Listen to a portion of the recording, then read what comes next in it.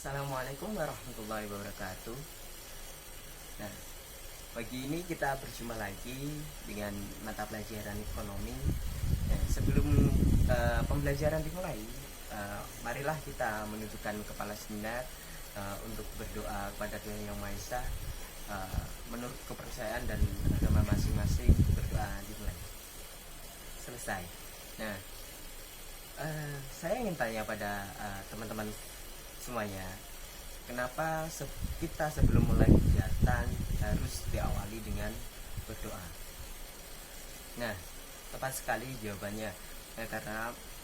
Karena berdoa adalah satu wujud penghambaan kita kepada Tuhan Yang Maha Esa.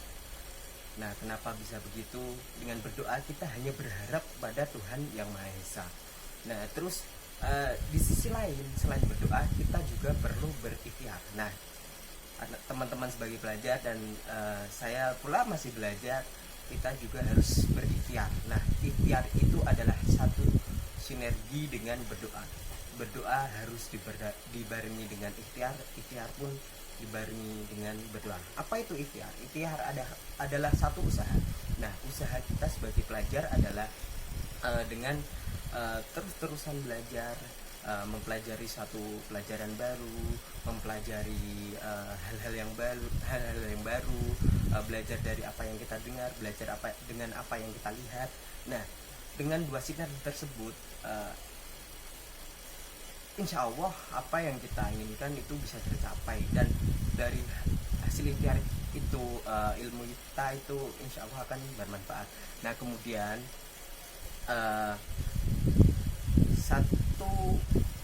saya akan mengibaratkan satu pembelajaran daring ini ya, dengan keadaan yang serba susah kali ini, belajar pun harus tetap di rumah ya, daring atau virtual begini.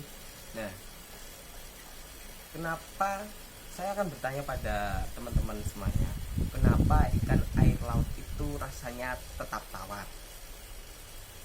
Nah, cepat sekali.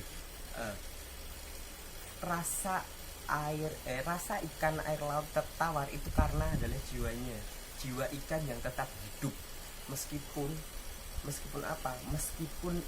ikan itu hidup di hamparan air laut yang rasanya asin.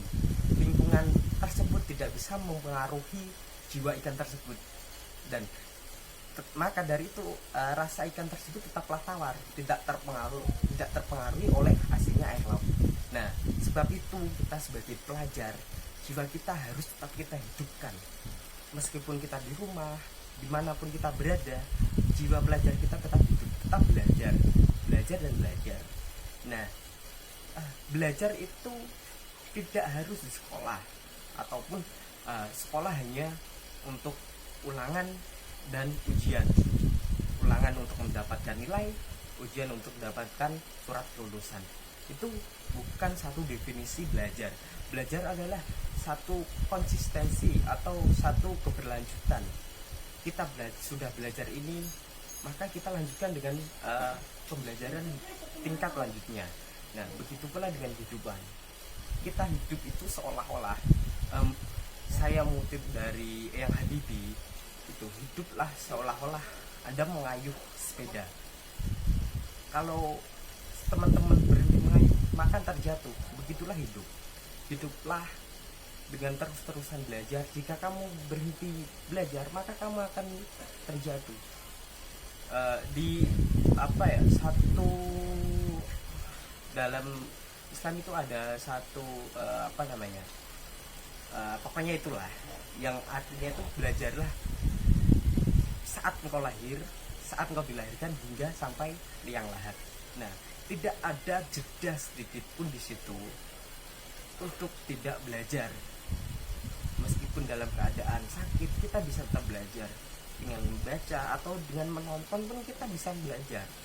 Nah, tetaplah semangat, jadilah seperti ikan tadi, tetap jadi ikan terjadi meskipun dipengaruhi oleh lingkungan yang kurang baik, suasana belajar yang kurang baik, tetaplah belajar jadi ikan yang rasanya tetap tawar meskipun di lingkungan yang asing. vaksin tersebut. Nah, apa ya? Jadi bukan masalah lingkungan atau apapun untuk menghalangi kita untuk tetap belajar.